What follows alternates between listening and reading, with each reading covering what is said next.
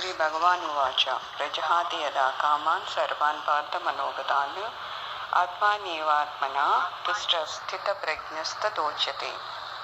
శ్రీ భగవానుడు ఇలా పలికారు. ఏమనంటే, ఓ అర్జున, ఎప్పుడు మనుషుడు తన మనస్సునందున్నట్టి కోరికలన్నింటినీ సంపూర్ణంగా వదిలివేస్తాడో మరియు ఆత్మయందే ఆత్మచే నిర్మలమైన చిత్తంతో నిరంతరము సంతుష్టిని పొందుతూ ఉంటాడో అప్పుడు అతడు స్థితప్రజ్ఞుడు అని చెప్పవచ్చును.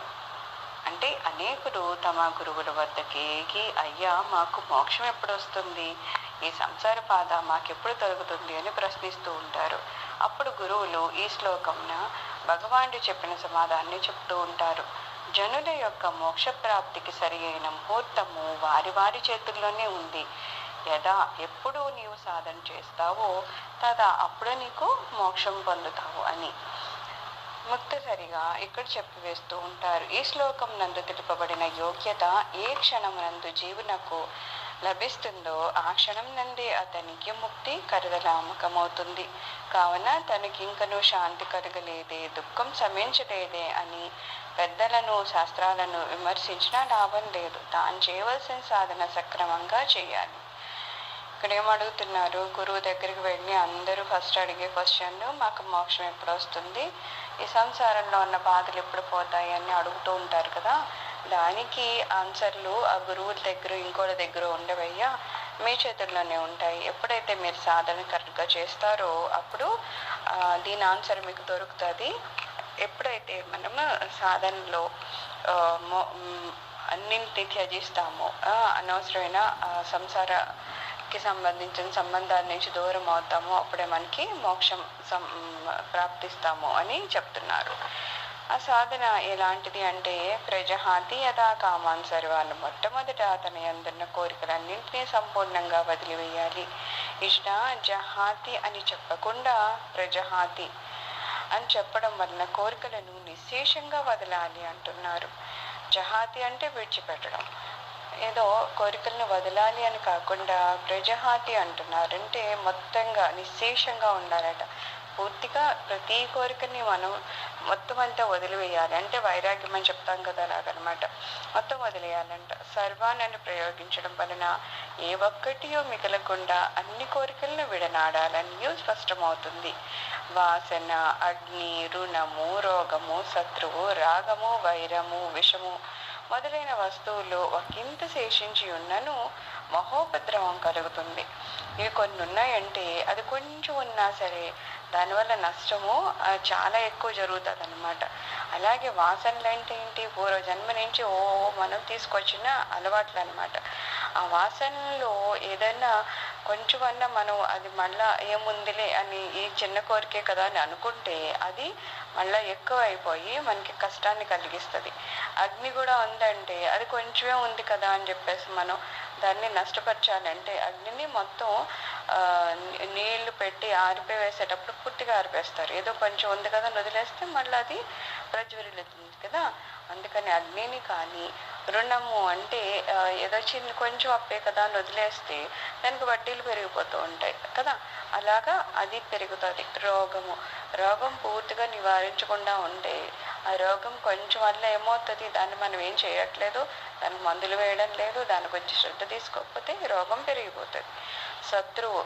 శత్రువులు కూడా ఎలా ఉంటారంటే వాళ్ళని అయితే పూర్తిగా మనం త్యజించేయాలి, లేకపోతే ఏదో ఒక అదే శత్రువుల మన రాజుల జోలికి పోతే వాళ్ళు ఏమంటారు, శత్రుశేషం ఉండకూడదు అని చెప్పేసి శత్రువులను ఎవరిని ఉండనిచ్చేవాళ్ళు కాదనమాట. వాళ్ళు కూడా శేషం ఉండకుండా చేయాలి. అలాగే రాగం అంటే అతి ప్రేమ అనమాట, పిల్లల మీద కానీ అది కానీ మనం అతిగా ఇష్టపడడం. ఇలా ఏముందిలే మన పిల్లలే కదా అని అతిగా ఇష్టపడితే ఆ ఇష్టము ఎప్పుడైతే హద్దులు మీరిపోతుందో ఆ తర్వాత అది కూడా మనకి కష్టాన్ని కలిగిస్తుంది. వైరం అంటే కూడా ద్వేషం అన్నమాట. ఆ ద్వేషము మనకేమనిపిస్తుంది అంటే ఎదుటివాడిని చూసేదో మనం ద్వేషపడుతున్నాము, అదేదో ఎదుటివాడికి హాని అనుకుంటారు. కానీ నిజానికి ఆ వైరం ఉండడం వలన ఎదుటివాడికి వచ్చే నష్టమేం లేదు. ఆ ద్వేషం వలన ఈ వ్యక్తి తనకి తాను లోపల రగిలిపోతూ ఉంటాడు. దానివల్ల అతనికి అశాంతి అవన్నీ కలిగి అతనికి తన కోపమే తన శత్రువు అంటారు కదా, అలాగా తనని తానే నష్టపడిపోతూ ఉంటాడన్నమాట. అలాగే విషం అన్నా కొంచెం ఉన్నా సరే అది పర్వాలేదులే అని ఏదన్నా విషం పూరితమైన తింటే అది లోపలికి వెళ్ళాక ఎంత మనల్ని నష్టపరుస్తుంది కదా. సో ఇలాంటి ఈ కొన్ని విషయాలు ఉన్నాయంటే ఏదో కొంచెమే కదా అని మనం వదిలేస్తే అది మహోపద్రవాన్ని అంటే చాలా కష్టాన్ని నష్టాన్ని మనకి తెచ్చిపెడుతుంది అనమాట. సో ఇక్కడ ఏం చెప్తున్నారు, అలాగనే మనము ఈ కోరికలను వదలమంటున్నారు కదా. కొంచెం కోరికలు వదిలేసామండి అని అంటే కొంచెం కోరికలు కాదయ్యా, కోరికలు నేను పూర్తిగా సంపూర్ణంగా వదిలేయాలి.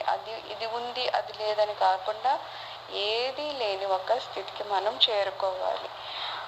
సంపూర్ణంగా అన్నింటినీ త్యజించి ఉన్నప్పుడే అభిలిషిత ఫలమైన మోక్షము చేకూరునని తెలుపడానికి భగవానుడు ఈ శ్లోకమున రజహాతి సర్వాన్ అనే 2 పదాలను ప్రయోగించాడు.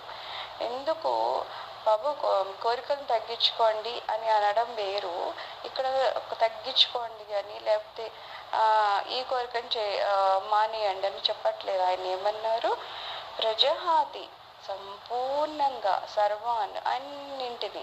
ఆయన ఎక్కడ ఇంత శేషం కూడా చెప్పట్లేదు, ఇది ఉంచొచ్చు పర్వాలేదని చెప్పట్లేదు. నీకు అని ఉన్నావంటే ఏది దొరికితే అది తినడం, ఏది ఉంటే దాంతో ఉండడము, దానికి సంబంధం లేకుండా నాకంటూ ఇదే కావాలి, నేనంటూ ఇదే తినాలి, నేనంటూ ఇదే వస్త్రం ధరించాలి, ఇలా ఏది కాకుండా ఏదున్నా ఏది లేకపోయినా పర్వాలేదు అని కనుక మనం ఉండగలిగితే అప్పుడు మనకి ఇప్పుడే ఈ క్షణంలోనే మోక్షం అనేది అందుకొని అప్పుడు మన సంపూర్ణమైన ఆనందాన్ని పొందుతాం అన్నమాట. కోరికలు మనస్సు యొక్క మారుమూలలందు దాక్కొని ఉంటాయి. వాసన రూపంగా అవి లోన చితించి ఉంటాయి. కోరికలు ఎక్కడ ఉంటాయి, మనసులోనే ఉంటాయి. ఎప్పుడు అది ఎక్కడో అదే మనం అణిచివేస్తూ ఉన్నాం అనుకో, అవి కొంచెం కనబడినట్టు అలా పక్కకు ఉంటాయట. మళ్ళా ఎప్పుడైతే దానికి ఒక చిన్న అవకాశం దొరికిందో అది మళ్ళీ విజృంభిస్తూ ఉంటుంది. కనుకనే మనోగతానం చెప్పబడుతుంది. దోషం కానీ బంధనం కానీ బయట లేదు, మనస్సునందే కలదు. ఎక్కడన్నా మనకి బంధము ఏదన్నా మనల్ని అడ్డు పెడుతుంది, లేకపోతే ఎక్కడన్నా దోషము దానివల్ల ఏమన్నా నష్ట కష్టాలు ఏమన్నా ఉన్నాయంటే అది బాహ్యంగా అంటే నేను కానీ దేని దగ్గర దేనితోనూ నాకు లేదు, అది దేని వల్ల ఉంది అంటే నా మనసు వల్లనే ఉంది అని చెప్తున్నారు.